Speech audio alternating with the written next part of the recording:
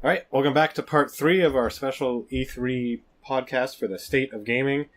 And now we're going to talk about Sony. Boy, is there a lot to talk about with Sony. Yeah, so I think the one thing we all want is for Sony to live up to their legacy, which they've set up in the last couple of years. Because, man, have they been just killing it. I'd say every conference since, what was it, 2013 when the new consoles were announced, they've killed it every year. Just like with their announcements and everything, and they do have to live up to that. And I have to say, I mean, at risk of sounding like a Sony fanboy here, which I mean, we both are a bit. I'm trying to be a little less biased. Yeah. But I mean, there is a whole lot to look forward to. The only difference that we can see with this conference, as opposed to last year or the year before, is that rather than looking forward to all these speculated games, now we have all these games that we need to see footage for. Yeah. So let's just jump right into it because holy hell, is there a lot? Yeah. So I think the biggest surprise of last year, they opened up with God of War, the new God of War. Yeah. I don't think anyone saw that. No, that was a big surprise. There were rumors about it here and there for a while, but no one really expected to see footage just right off the bat. Like, I remember seeing it when it opened up, and everyone thought it was Horizon Zero Dawn. You see like a little ginger kid, you're like, oh, right, Horizon's got a ginger kid. Yeah. And he looked like he was wearing tribal clothing. You're like, oh, look, this is probably Horizon. But then all of a sudden Kratos walks in, and you just felt the collective Sony fanboy hive mind just shit their pants all at once. Even for me, and I never really played any of the God of War games because I'm a recent Sony convert. Even I was like, damn, fucking you guys, that's a hell of a way to just start it off. Oh. And wasn't it last year where they had the live orchestra too? Yeah, no, they started off and everyone was like, what is this? Yeah. And then all of a sudden, you just get the footage, and I was like, what a weird way to start a conference. But the second you saw Kratos, yeah, no, everyone lost their mind. And that beard. Yeah, and it looks like they're taking a different approach to even gameplay this time around. It's not quite as hack and slash as arcadey, or it doesn't look like it. Yeah, from what that's what we'll hopefully see this time. Some more in depth, true gameplay as opposed to just what I'm presuming is early part of the game with this kid and whatever. Well, apparently the kid's actually a major mechanic for the game. I'm not sure how that's going to play in. Knowing God of War, it's going to be gritty, it's going to be bloody, gory, and if I had to guess where they're going with it, it almost seems as though one of two things is going to happen here. Because I think this is leading towards a new trilogy with Norse gods. We're going to kill Odin and Thor. Yeah. But I think either that kid's going to die and Kratos is going to go full rage mode, as he does, or we're going to see Kratos die and see this kid become the new Kratos. And I don't know how I feel about either of those things. Yeah. But I'm really, really curious, intensely curious to see some god action. I want to see a god ship or some sort of big enemy. We saw that not little, but the horned relatively beast. Large beast. Yeah, large, but in relation to what Kratos has fought, it's kind of small. And I'm curious to see how they bring that back, the major boss fights with quick time events, or are we going to have, different weapons? We saw the axe. I just got to say, I'm really excited for it. I hope they don't go too heavy on quick time events, because I find with most games, if you go too heavy on quick time, it kind of takes you out of the experience, and depending what kind of experience you're trying to create. But an action-oriented game shouldn't really have it. It's fine in a game like Uncharted, when you're going around, you're doing all the shooting, then you have his stunts that are quick time or whatever. That makes more sense. But if you're taking down a big boss, like a giant god, and it's just quick time events, it kind of takes away from sense of accomplishment. Witcher 2 had that problem. Witcher 2 had quick time events, and it kind of detracted from some of it. And just in general, I feel like the less quick time events, the better and more satisfying a gameplay experience can be. I'm not entirely sure I agree. Just in general, maybe, but in the context of God of War, I think they've done it pretty well, and I'm expecting them to kind of play their cards right again this time, because the way they usually implement quick-time events isn't quite as hand-fisted as maybe other developers. The way they do it, and I was actually kind of reading about how the developers plan this, is that, for example, when you're taking off, I think it's when you're taking off the Medusa heads, you kind of have to do a circular motion with your joystick, and it's not like they're trying to fool you. It's not like they change up the buttons every time. It's meant to be ingrained in you, so by the time you get on, you already know to do that little circular motion.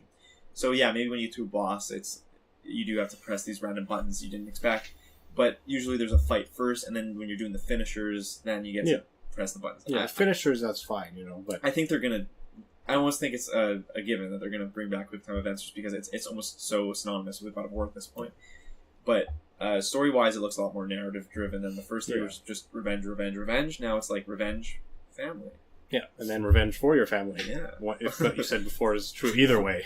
Well, the revenge for your family was actually the theme in the first one, where it starts off like the expositions you killed your wife and child. Are we going to see that again? Is he going to kill this kid? We're going to maybe the kid will kill him, you know? Oh, boy.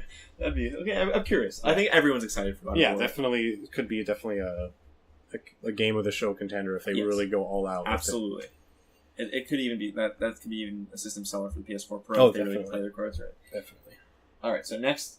This one has a bit of a mixed view on it. We have Days Gone, which is another zombie game.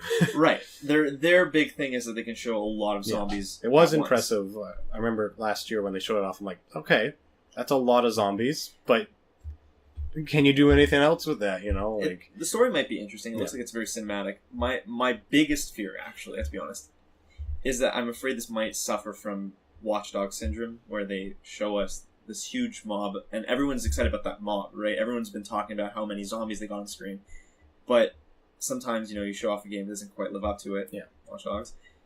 So I'm afraid they're gonna do that exact same thing, and when we finally get the game, we're gonna get a lot of those YouTube comparisons where you like E3 and you see like 1 million zombies, and then the real game you got like 10. Really, that's not really a selling point for me, the number of zombies personally, because Dead Rising has had a lot of zombies in the past. It's not really the biggest part. For me, I think the narrative is what's interesting. I am a bit afraid that this might fall into Last of Us territory in the way it's kind of emotional and zombies. And probably won't do it as well as Last of Us. That's the thing. It's hard to live up to that, right? So that's a big issue. I'm hoping the only way they can counteract that is if they kind of shift the gears from being more of a survival horror like Last of Us towards an action game where you really feel like you're mowing them down. Yeah, they have to kind of brand themselves, because right now you have Dead Rising on one side where it's goofy action, and you have Last of Us which is gritty. They need to find a balance or a new path, because otherwise Days Gone is going to drift apart and it's going to be a kind of a flop. I think they have to, because it looks visually impressive, and I want it to be good, because it's a new IP, and I love exclusives on Sony's consoles. They haven't really let me down that much in the past, so I'm hoping it lives up to my expectations. Yeah. Alright, so to move on a little bit. Okay, well, this is the big obvious one. The elephant in the room, so to speak. Right, yeah. Last of Us Part 2, okay. Yeah, that's...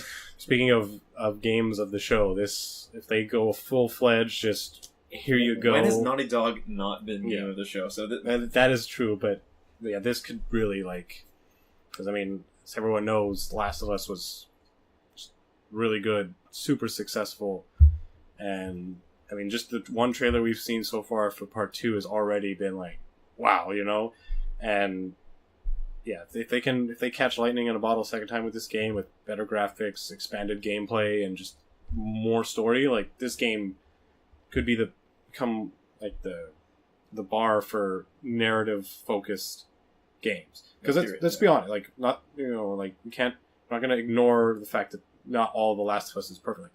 Gameplay is fun. It's definitely a lot of fun, but it's not, gameplay wise, it's not the most expansive or genre defining game. It plays very much like Uncharted. Shooting feels good. It's visceral. It's violent, but it's not. You don't play it for that. You're playing it for the emotional narrative and the atmosphere that comes with it. So if this game can keep that same narrative strengths and expand the gameplay to really to do some things maybe we're not expecting without detracting from what we want, then it could really take the next step in narrative focused games that also don't just relegate other aspects of gameplay. Well, I don't even know if they really have to try that hard, only because I remember specifically, I know this memory is so clear in my mind of when Last of Us was shown as gameplay, and the gameplay segment they showed wasn't exactly the most interesting part of the game when I played it, but the way that they showed it was what made it look so good. And I'm talking about the part where you're in the abandoned hotel, and you got a bunch of guys, and it's you and Ellie kind of trying to take them out, and you get caught. You're stealthing your way through, and even though it became second nature at that point in the game, killing people was sort of whatever. Mm-hmm. That scene really showed how the AI worked, and it was actually really good AI and the way they kind of planned. And it also showed how visceral combat was, like you were saying. And it was just the simplest takedowns. You know, you choke one guy out, but you really saw it took a while. It wasn't like a quick and they're choked out. You really watched the guy get choked out and felt almost uncomfortable. That's one thing it definitely did well. Yeah, and they showed them getting caught, and they had to like take the brick and break into the guy's face, take a shotgun, and you hear the guy pleading before you shoot him. It was all those small details that Naughty Dog's known for that really made that gameplay demo come to life. Even if the gameplay really wasn't that extraordinary, they just need a different scenario for Last of Us Part 2, and I think they really need to play into the lost time between the two games, right? Because we're doing a time gap. Assuming that the trailer is at the point where the game starts and not where it ends. 'Cause who knows? Maybe that's literally the last scene. You know? Oh, maybe. Just speculating. Oh boy. Okay. Yeah, that's definitely a game I'm looking forward to seeing. All right, and I mean that's not just the only one. I mean, there's a whole bunch of other games that everyone's excited to see. Spider-Man. Yeah. Insomniac is now making a Spider-Man game. I think everyone's pretty damn excited about that. There's a lot of risk there. There's a ton of risk in making a Spider-Man game. But Insomniac is just so crazy good at making games. If we look at the Ratchet & Clank series, I mean, even making the same formula game for I don't know how many years has been pretty successful for them. Yeah. They even rebooted the first one, and that was still successful. They made a movie that was less successful, but in terms of games, Sunset Overdrive did a great job at kind of bringing mobility and action together in an open world. And those are the kind of two things you need for Spider-Man, right? You need mobility, you need good action. Mm-hmm. And I think Spider-Man can do that. Like if Insomniac does that properly, Spider-Man can kind of come back. Because the Amazing Spider-Man movie games were not perfect. They had a lot of flaws. And I think this is just what the series needs. A good developer behind them. Like a really good developer like Insomniac. And what I'm hoping for is that they kind of master that whole swinging problem that the series has been having lately, because it needs to feel like you have flow and momentum, and if they can get that right, which they did really well in Sunset Overdrive, if they port that over to Spider-Man's movements, then that'll be great. They get the wall crawling right, they get the villains right. I think it's a given that Spider-Man, especially since it's an exclusive, it can really give a lot of power to PS4. Yeah, not that it doesn't have a lot of power already, but yeah, I mean, just a few small things I would like to see in that game, or interchangeable costumes, which seems to be a feature in a lot of them. Yeah. And obviously I want to see a lot of my favorite villains there. Wouldn't mind seeing some Mysterio, maybe even Vulture or something, because of the new movie coming out. I want to play off that a little bit. But I don't really know what to expect, and I think that's what makes me excited for the C3. And also we don't know, this game hasn't been talked about at all in the last year. No, it was just God of War, right? Kind of got teased out last year, and then nothing, and so maybe... So that means a big gameplay reveal will be in order. Who knows? And maybe even a release date. Well, soon. We can always hope for release dates. For all of these, yeah. So next up we have Detroit. Detroit. What was the subtitle for that? Detroit Become Human. Yeah, Detroit Become Human. And that's the next game by Quantic Dream and David Cage. So those are the people that brought us Beyond Two Souls, Heavy Rain, and Fahrenheit. Indigo Prophecy. Right? That was the other name. Yeah, the older one. Right. And I mean, we saw it has everything to come to expect from a Quantic Dream game. Yeah. Graphics are stunning. It's got tons of quick time events, and it's got a lot of choices. Yeah. Well, the little feature they showed off last time was like dozens of different outcomes for that scenario on the roof with the girl, I think it was, and like you can die, she can die, everyone can die, everyone can live, like in all these different ways. So. So yeah, that definitely looks impressive. I'm hoping that they really do a good job at branching out after that, like the story, because there were really cool choices in Beyond, but I feel like they sometimes kind of just loop back, and it's hard to design a game where it doesn't loop back like that. But I'm hoping that there's some really big differences in how you play the game, because as usual, your characters can die now. I mean, all Quantic Dream games you can die, really. And when a character dies, they're just gone. There's no game over. There's no retry. That character's dead now. And that really raised the stakes and makes the game a lot more fun to play. And we saw even in the gameplay demo last year that you could die in that exchange scenario, which I'm hoping they didn't just take like one of the big exchanges and then the rest are lame. But I think we're going to see some more. I'm hoping they don't spoil too much, because I know there's no real other way to show the game without showing narrative segments. So I'm hoping we see more without giving away too much, and I hope that it lives up to I guess Heavy Rain is probably my favorite from them. I think they did that right. Beyond was really good too, but I think they lost a bit by having it focus on one protagonist rather than several. Yeah. And I think that's what we're going to get back with Detroit, because we have Kara, we have the detective guy, and I'm sure there's going to be more. And that raises the stakes, right? Because one character dies and we move on to the next one. Yeah. I'm definitely curious, because I didn't have a chance to play Heavy Rain or Beyond Two Souls. But if this one looks to be as good as Heavy Rain was, it's definitely something I'll keep my eye on. For sure. I mean, this is just something we come to expect from Quantum Dream at this point. Alright, so now this game has kind of fallen under the radar for a really long time. I don't even know what's happening with it, but we have Dreams by the creators of Little Big Planet. Yeah, I remember... Media Molecule, I believe. But when they showed that off, it was kind of like... Honestly, I'm not even really sure what the hell's going on. Like, I know you make the dreams, you make the levels or whatever, you can do whatever you want, but it almost seems so open-ended that I have no idea what the game is. It could be another one of those games that is too ambitious for its own like good. No Man's Sky?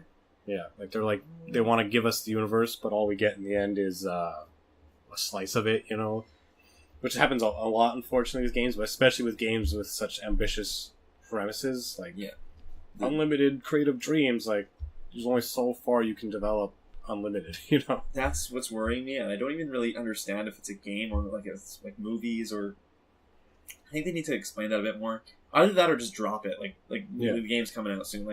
Because I'm not getting it from what I've seen so far. It's a bit enigmatic, and I think that both works in its favor and kind of against it as well. Because I'm curious. Obviously, it worked because I'm thinking about the game, but I also have to wonder how this is gonna will it work? Will it actually end up working, or will this just fall apart? So I'm probably gonna see some more of that somewhere. Maybe. I wouldn't be surprised if it's a no-show though, especially if what we're saying is true, where they're trying to really okay, what exactly are we doing here? We could show off another trippy trailer if you want, but people are going to get frustrated if there's an actual concrete that's true footage or release date. Yeah.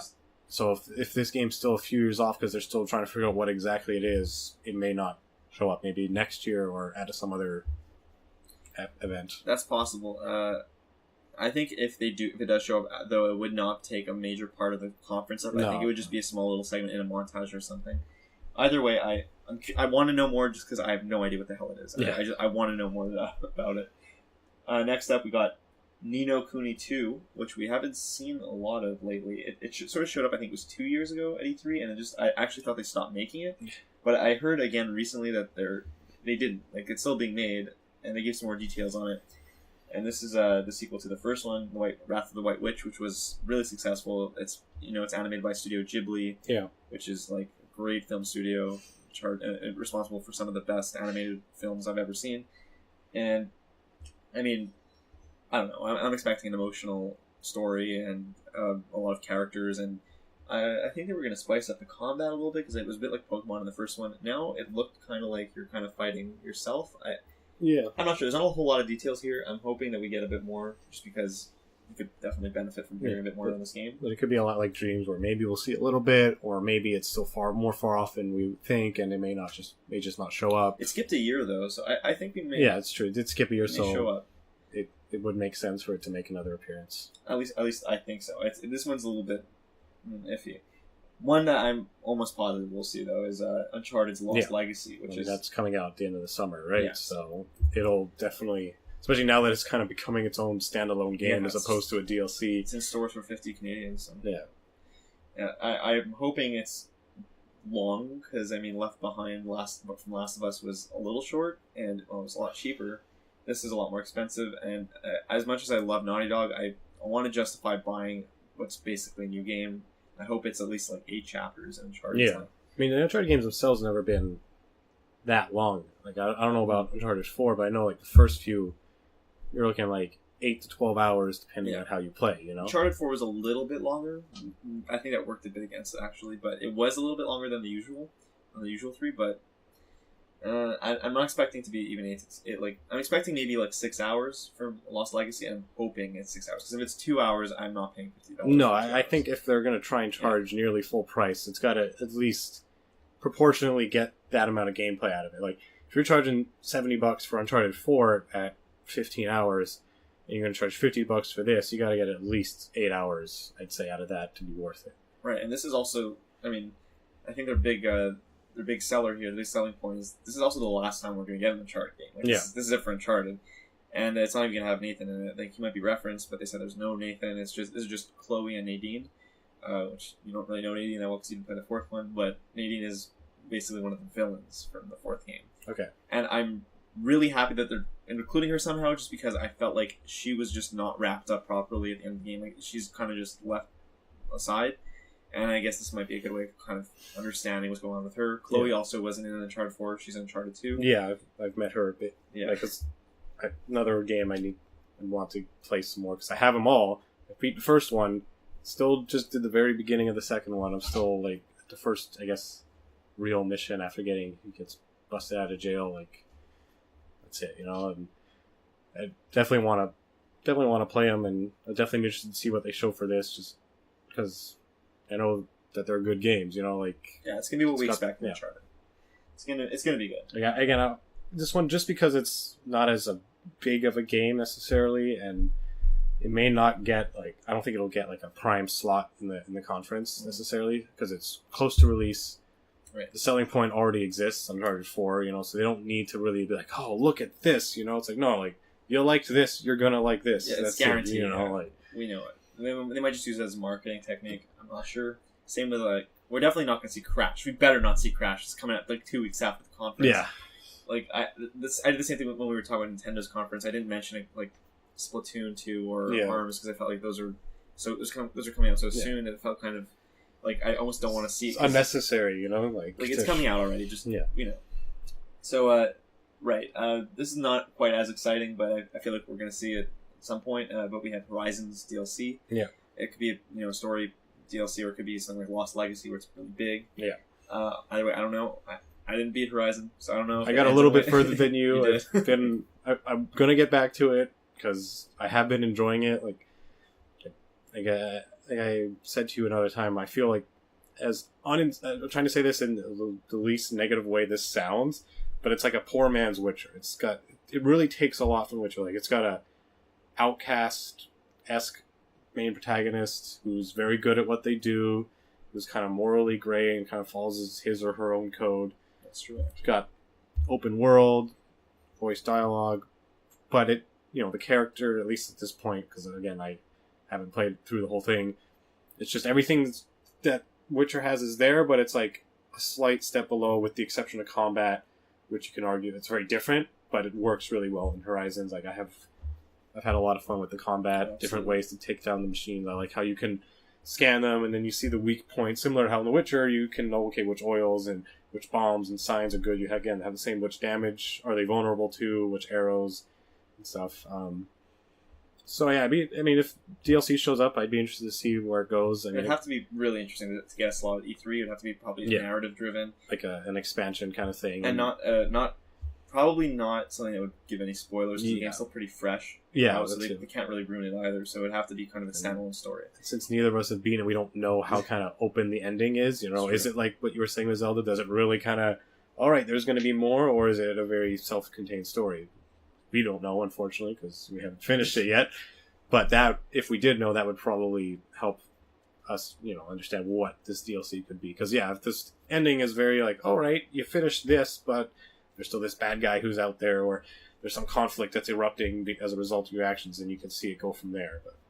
But we don't know for sure, but I'm almost positive. I think Guerrilla Games even went out and said that there's going to be a DLC. Yeah, I mean, they have to cash in. Like, Guerrilla Games is, for so long, has kind of just barely made by with Killzone, and now they got this huge hit. Like, they've created a game that's another, like, a legitimate face of the PlayStation for this generation. Like, Aloy is, similar to, like, Kratos or Jack and Dax. Yeah, like a marketable face for the franchise and for the system. Like, they struck gold with this, and I'm sure not only will we see DLC, but a sequel is probably inevitable. Yeah, for sure.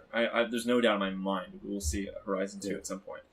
I'm hoping that's not Death Stranding. I'm hoping that Days Gone does the same thing. But now that I stumbled on my words and I said Death Stranding, let's talk about Death Stranding. Because Kojima's making a game, and we don't know what the hell's going on. We got two very cool but very, very weird trailers. And, I mean, hey, the trailers have done enough. Like, that was one of the reasons I ended up getting a PS4. Because I'm like, I don't know what the hell this is, but I want it. And I want to be able to play it when it comes out. So what I'm hoping to see this time, like, maybe we'll just get another creepy CGI trailer with some random actor or actresses that are now going to be in it. But what I'm hoping is some actual footage or at least information on how this game is going to play. It's an action game. That's all we know so far. But is it going to be like third-person cover shooter? Is it going to have quick time events? Is it going to be like a first-person hybrid? Is it going to play like Metal Gear? Like, how is it going to play? You know? I would love some gameplay, but knowing Kojima, this game's probably a ways off. I'm expecting it maybe early 2019, if we're lucky. Yeah. I would like to see some gameplay, though, and I even heard rumors that they're adding in Idris Elba as another actor. I don't know. And now that Kojima's got all this money... Yeah, he can hire the Hollywood actors. I mean, he's already had Norman Reedus in the first trailer. And Guillermo del Toro's there. Mads Mikkelsen. Like, Jesus. Like, he's got, like... I don't know how expensive it is to have all these famous actors in this game, but... I trust Kojima. I mean, he's never let me down with his weirdness. So that's why I'm really interested. Like, I really hope...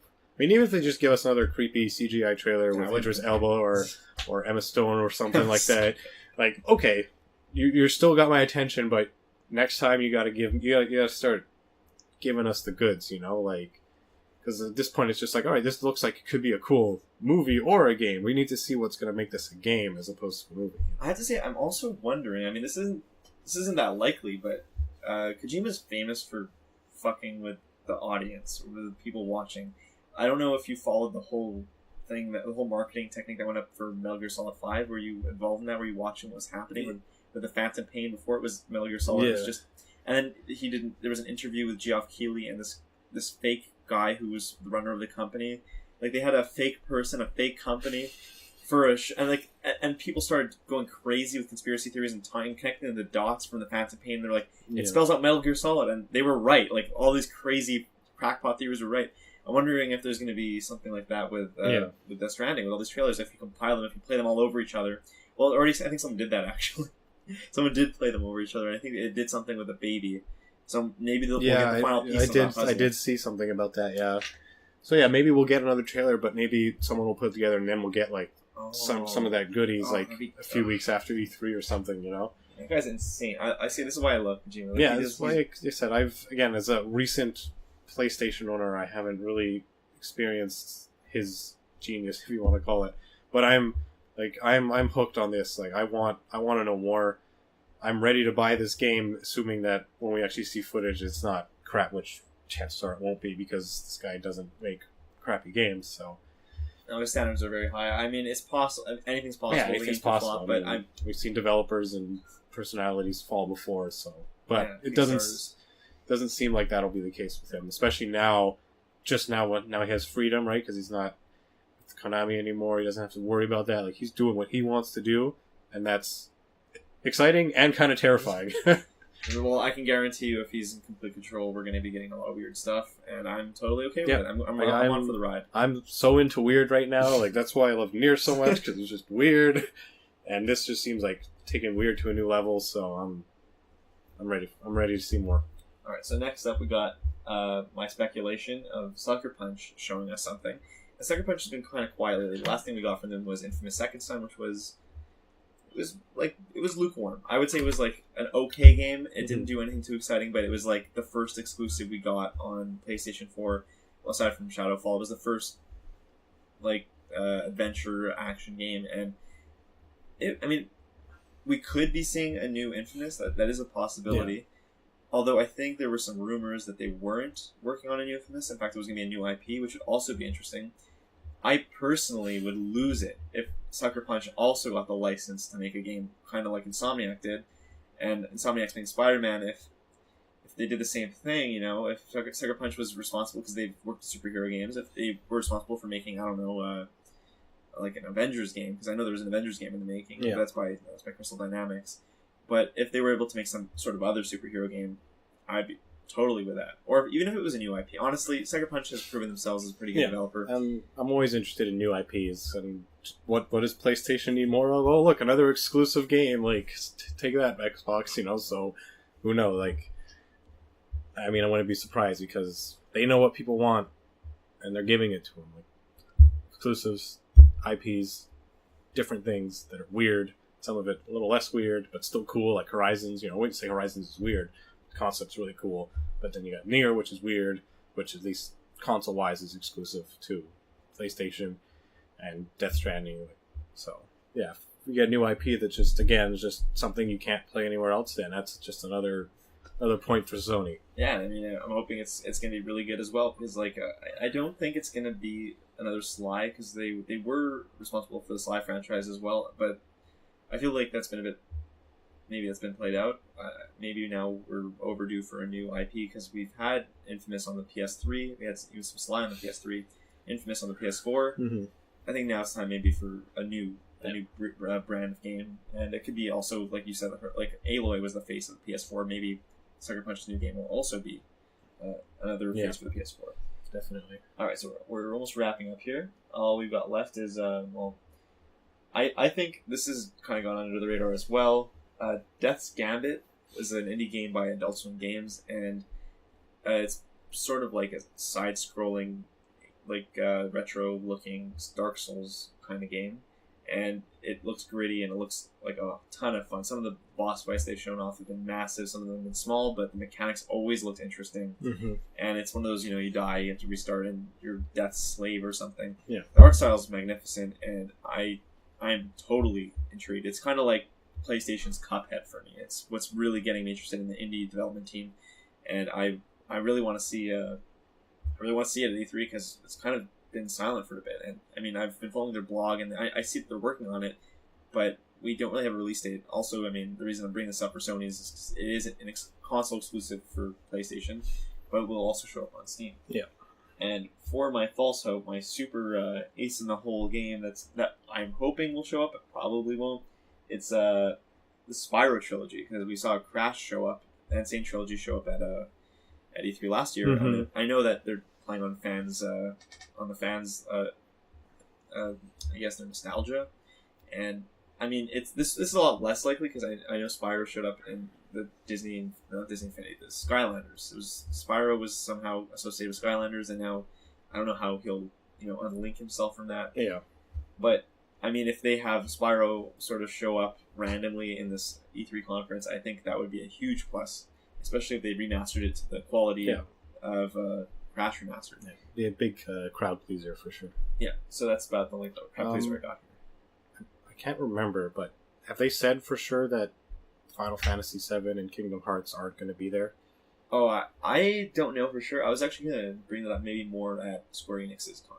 Because Kingdom Hearts is actually not a PlayStation exclusive. Yeah, I know, but I know like Final Fantasy could definitely show up at Sony's. It could, but I think it's going to be a ways off before we actually get any solid, concrete information on It's a shame. They're like, oh, look, we're doing this thing, and it's been, 3 years, I think? How long was it for Final Fantasy 15? Yeah. But this is not a new game, necessarily. It's a remake of an old game done in... Yeah, like, there are reasons, but... Well, Square Enix takes their time. I'm not... Yeah. I'm sure it'll still be great when they come out, but it's definitely, like, if they don't... We'll talk about it more when we talk about other games, too, but if they don't show up again this year, I think fans are going to be, okay, is this actually happening? Because you really got us all excited 3 years ago, and now you're kind of like, sorry. Welcome to Square Enix. Yeah. All right. So, yeah, that's it for part 3, Sony, and check back for part 4, which will be... What are we doing for part 4? It's going to be just the miscellaneous titles. Miscellaneous. It's exciting.